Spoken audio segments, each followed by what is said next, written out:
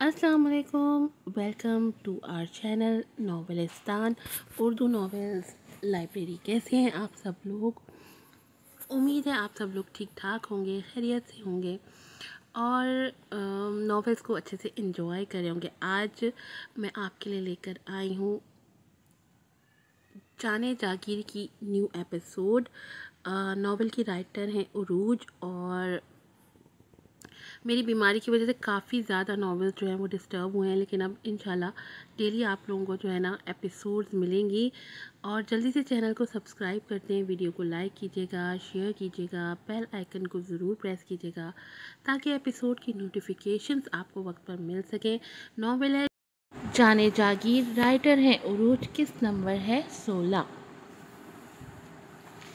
Mahwish Emil अपनी class लेके library जा रही थी जब उसे महविश सीढ़ियों पर बैठी दिख गई, जिसे देख के वो भी उसके साथ ही आ बैठी। तुम्हें आज यहाँ देख के बहुत अच्छा लगा, वो खामोश सर झुकाए बैठी महविश के हाथ पे हाथ रखती मुस्कुरा के बोली। तो उसने सर उठा के उसे देखा। उसकी आंखों में आंसू थे, चेहरे पे तकलीफ के आसार नुमायां दिखाई दे रहे थे। क्या हुआ महविश? उसने परेशानी से पूछा। एमल, मुझे ऐसा लग रहा है जैसे सब लोग मुझे हकारत भरी नज़रों से देख रहे हैं, मेरे किरदार पे उंगलियां उठा रहे हैं, मुझे एक बद किरदार लड़की कह रहे हैं। महविश कदरे धीमी नम आवाज़ में बोली। अगर एमल इसके बिल्कुल साथ ना बैठी होती तो यकीनन उसे महविश की आवाज़ ना आती। चलो मेरे साथ। वहाँ से स्टूडेंट्स को गुजरते देख एमल ने उसका हाथ पकड़ते उठाया और अपने साथ यूनी के गार्डन में ले आई। एमल उसे रश से अलग एक कोने में बने दरख्त के साए तले लेके बैठी। एमल, मेरे से नहीं रहा जाता इन लोगों के दरमियान। मुझे ऐसा लगता है जैसे सब मुझे ही घूर रहे हैं। वो एमल के सामने बैठी ही ज़ियानी अंदाज में अपने बालों को मुट्ठियों में दबोच गई। महविश, रिलैक्स, लो पानी पियो। उसकी हालत देखते एमल ने नरमी से उसके हाथ बालों से निकालती अपने बैग से पानी की बोतल निकालते उसका ढक्कन खोल के उसके मुंह से लगा गई, जिस पे महविश ने ना चाहते हुए भी 2 घूंट भर लिए। महविश, डरने या घबराने की ज़रूरत नहीं है, यहाँ सब नॉर्मल है। एमल ने उसका हाथ सहलाते पुरसुकून करना चाहा, मगर महविश तो जैसे हवास बाख्ता बस नफ़ी में सर हिलाए जा रही थी। महविश, मेरी तरफ देखो, एमल ने नरमी से कहा तो महविश ने खाली खाली नज़रों से उसे देखा। महविश, तुम जितना डरोगी ना तुम्हें उतना ही सब डरावना लगेगा।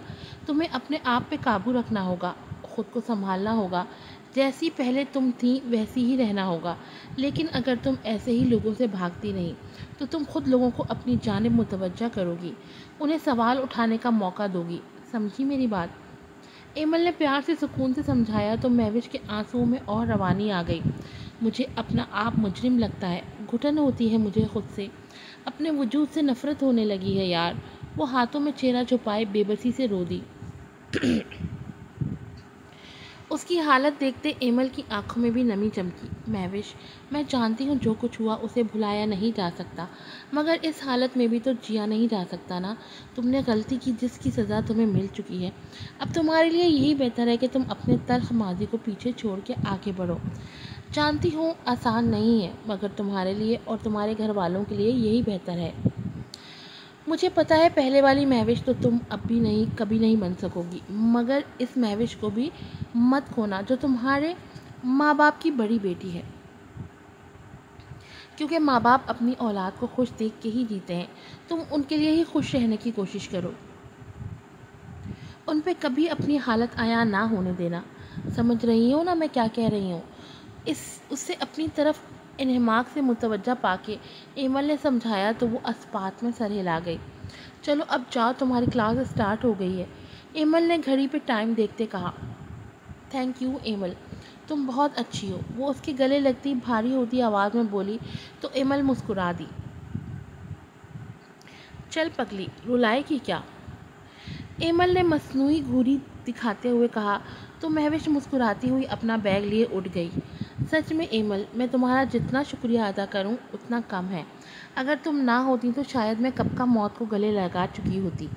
वो ज़ख्मी मुस्कान के साथ कहती अपनी क्लास की जानिब बढ़ गई। ایمل بس اسے دور جاتے دیکھتی رہ گئی۔ مہوش کو اب بھی اپنی ایک غلطی پہ پچھتاوا تھا کہ جب اس نے جزلان کا اصلی چہرہ اسے دکھانا چاہا تو اس نے اس پہ یقین نہیں کیا جس کا انجام وہ بھگت چکی تھی۔ وہ جب اپنا حوصلہ ہارنے لگتی تھی، ایمل تب تک اسے حوصلہ دیتی تھی۔ وہ جزلان کے دھوکے کے بعد پوری طرح سے ٹوٹ گئی تھی جسے ایمل نے دوبارہ جوڑا تھا۔ ہر ٹوٹی ہوئی چیز پہلے کی طرح تو نہیں ہو سکتی تھی، مگر ایمل کے سمجھانے، اس کا ساتھ دینے پہ مہوش کو کافی سپورٹ ملی تھی، اور یہ ایمل کی بدولت ہی ہوا تھا جو وہ آج سب کا سامنا کر رہی تھی۔ ایمل رکشے سے اتر کے رکشے والے کو پیسے دیتی بیگ سے چابی نکال ہی رہی تھی جب 3 چمچماتی بڑی بڑی گاڑیاں اس کے پیچھے آ کے رکیں، جس پہ وہ ایک دم ڈر گئی۔ مگر جلد ہی اسے احساس ہوا کہ یہ گاڑیاں ان کے گھر آئی ہیں، کیونکہ گاڑی میں بیٹھے شخص کو وہ اچھے سے پہچان گئی تھی۔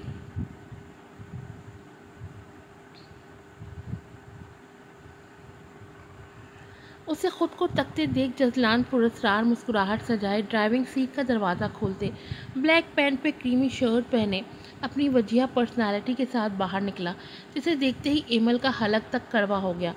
اس کے پیچھے تراب خان اور نور بیگم بھی گاڑی سے اترے۔ کیسی ہو مس شیرنی؟ چہرے پہ بڑی سی خوبصورت مسکراہٹ کے ساتھ وہ خاصا دوستانہ انداز میں پوچھنے لگا۔ کیوں آئے ہو یہاں؟ وہ تراب خان اور نور بیگم کو نظر انداز کیے سرد و سپاٹ لہجے میں استفسار کرنے لگی۔ بیٹا ساری باتیں یہیں کھڑے ہو کے کر لوگی، اندر نہیں بلاؤ گی؟ تراب خان کو قدرے ناگوار گزرا تھا اس کا سوال جواب کرنا، مگر پھر بھی وہ بہت ضبط سے بولے تھے۔ نور بیگم اور تراب خان کو دیکھتے اور پھر ایک نظر گلی میں تماشا دیکھتے لوگوں پہ ڈالتی، جلدی سے بیگ سے چابی نکال کے دروازہ کھولنے لگی۔ آپ لوگ بزرگ ہیں، اس لیے آپ لوگ آ سکتے ہیں، باقی کسی بد کردار شخص کی میرے گھر میں جگہ نہیں ہے۔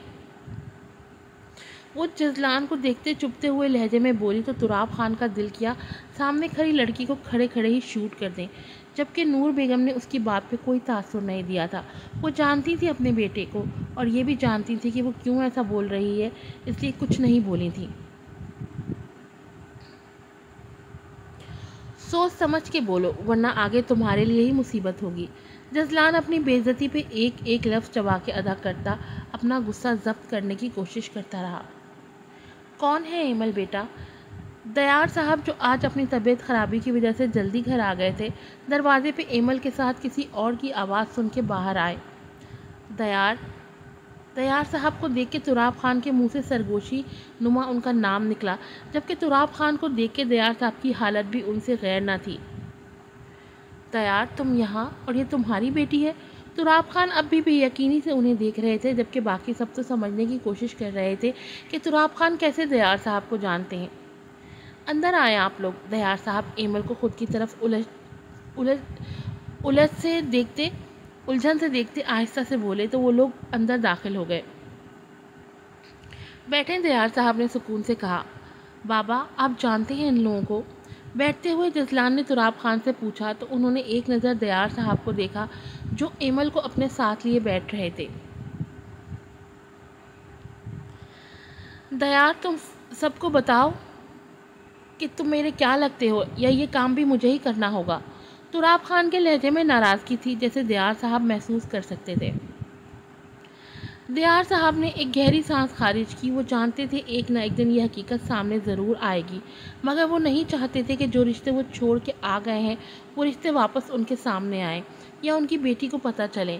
اس لیے وہ ایمل کو بھی اس کی خالہ کے پاس بھیجنا چاہتے تھے، مگر ایمل کی ضد کی وجہ سے اسے نہ بھیج سکے، اور ان کے یقین کے مطابق آج وہ دن آ گیا تھا جب حقیقت سب کے سامنے آنی تھی۔ اس کی ضرورت نہیں پڑے گی بھائی صاحب، میں سب کو خود ہی بتا دیتا ہوں۔ میں دیار خان جاگیردار تراب خان کا چھوٹا بھائی ہوں۔ دیار صاحب سکون سے بولے تو سب نے حیرت سے ان کی جانب دیکھا۔ ایمل تو شاکڈ ہی رہ گئی تھی اتنی بڑی حقیقت جاننے کے بعد، اور دوسری طرف نور بیگم اور جزلان خان کا بھی یہی حال تھا۔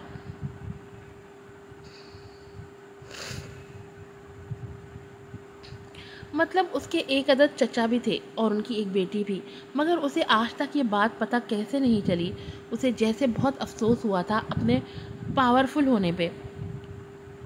بابا یہ آپ کیا کہہ رہی ہیں؟ وہ بے یقینی سے اپنے باپ کو دیکھ کے رہ گئی۔ تمہاری ماں شہر میں میرے ساتھ یونیورسٹی میں پڑھتی تھی، میں اسے شادی کرنا چاہتا تھا، مگر تمہارے دادا میری شادی اپنے کسی دوست کی بیٹی سے کروانا چاہتے تھے۔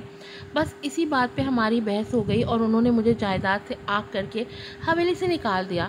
تب میں شہر آیا، پہلے جگہ جگہ نوکریاں کی، جو سیونگز تھی اس سے ایک چھوٹا سا گھر لیا۔ اس کے بعد تمہاری ماں سے شادی کر کے میں ہمیشہ کے لیے شہر کا ہو کے رہ گیا۔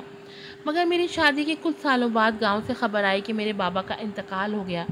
میں آخری بار وہاں صرف ان کی میت کو کندھا دینے گیا تھا، جو مجھے بہت مشکل سے دینا نصیب ہوا تھا، اور پھر اس کے بعد میں نے کبھی حویلی کا رخ نہیں کیا۔ دیار صاحب نے دکھ سے اپنی بیٹی کو سچائی بتائی، جسے وہ حیرت سے پوری آنکھیں کھولے سن رہی تھی۔ ایمل کو تو اندازہ بھی نہیں تھا ایسا کچھ بھی ہوا ہوگا اس کے بابا کی زندگی میں۔ اس نے تو جب بھی اپنے بابا سے اپنے خاندان والوں کا پوچھا تھا تو انہوں نے ہمیشہ یہی کہا کہ ماں تو ان کی انہیں پیدا کرتے ہی اللہ کو پیاری ہو گئی تھی، اور جب ایمل چھوٹی تھی تب اس کے دادا کا بھی انتقال ہو گیا تھا۔ باقی انہوں نے کبھی اپنے بھائی کا ذکر نہیں کیا تھا، مگر آج اچانک جاگیردار تراب خان کو اپنے تایا کے روپ میں دیکھ کے اسے جیسے صدمہ لگا تھا۔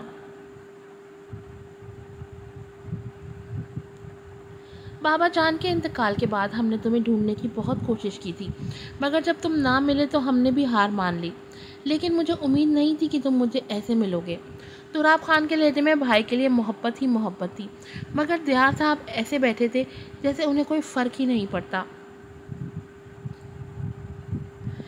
خیر آپ لوگ بتائیں یہاں کیسے آنا ہوا؟ دیار صاحب نے بات کا رخ بدلا۔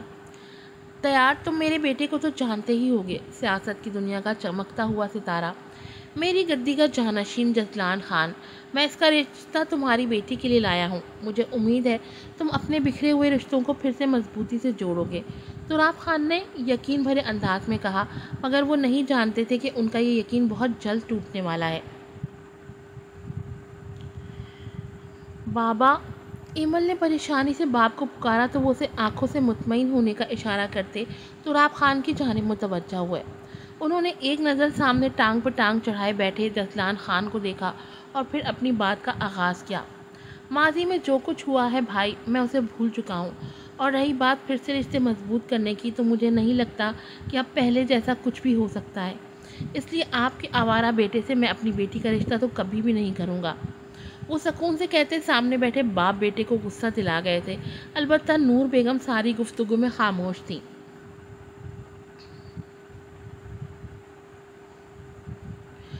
دیار تم جانتے بھی ہو کہ کس کے بارے میں بات کر رہے ہو؟ تراب خان دھاڑے، مگر وہاں پر کسے پرواہ تھی؟ ایمل چائے لے کے آؤ مہمانوں کے لیے۔ ان کی بات کو اگنور کرتے دیار صاحب نے اطمینان سے ایمل سے کہا تو وہ مسکراتے ہوئے جی کہتی اٹھ کھڑی ہوئی۔ ہم یہاں آپ کے گھر کی چائے پینے نہیں آئے تھے، بلکہ عزت سے رشتہ لے کر آئے تھے، مگر آپ لوگوں کو تو شاید عزت راس ہی نہیں آتی۔ مگر آپ دونوں باپ بیٹی میری بات دھیان سے سن لیں، ٹھیک ایک ہفتے کے اندر اندر آپ خود اپنی بیٹی سے میرا نکاح کروائیں گے۔ جزلان غصے سے ان کے سامنے کھڑا ہوتے، سرخ انگارہ ہوتی آنکھیں ایمل کی فاتحانہ مسکراہٹ پر ڈالتا باہر کی جانب بڑھ گیا۔ اس کو ریجیکٹ کیا گیا تھا، جو جزلان خان کی انا پہ وار تھا، جس کا بدلہ وہ کسی بھی حال میں ایمل سے شادی کر کے لینے والا تھا۔ پہلے تو وہ صرف اس کی کامیابی کی سیڑھی تھی، مگر اب اس کی ضد بھی بن چکی تھی، اور جاگیردار اپنی ضد کے کتنے پکے ہوتے ہیں یہ تو ہر کوئی جانتا تھا۔ یہ تم نے اچھا نہیں کیا دیار، اپنے ٹوٹے رشتے بچانے کا ایک موقع تمہیں اور ملا تھا، مگر تم نے وہ بھی گنوا دیا۔ ہم عزت سے تمہاری بیٹی کو اپنے گھر کی بہو بنا کے لے کے جاتے، مگر اب جو ہوگا اس کے ذمہ دار صرف تم ہوگے۔ چلو نور، غصے سے دیار صاحب کو انگلی دکھا کے کہتے وہ نور بیگم کو لیے باہر نکل گئے۔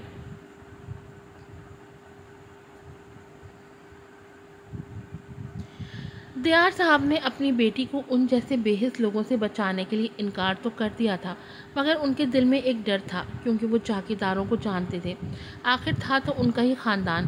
جاگیردار اپنی ضد اور انا میں کیا کچھ کر جاتے ہیں وہ بہت اچھے سے جانتے تھے، اس لیے اب انہیں جزلان اور تراب خان کی دھمکی پریشان کر رہی تھی۔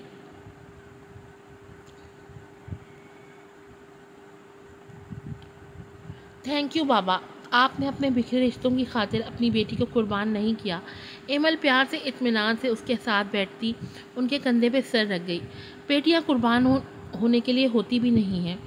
ایمل بیٹا، تم میرا کل اثاثہ ہو، میں کبھی تمہارے لیے غلط فیصلہ نہیں کروں گا، اس بات کو یاد رکھنا۔ وہ اس کے سر پہ بوسہ دیتے شفقت سے بولے تو ایمل اندر تک سرشار ہو گئی تھی، مگر دیار صاحب کو اب پریشانی لاحق ہو گئی تھی۔ وہ جلد سے جلد اب ایمل کی شادی کسی اچھے لڑکے سے کروانا چاہتے تھے جو ان کی بیٹی کو خوش رکھے۔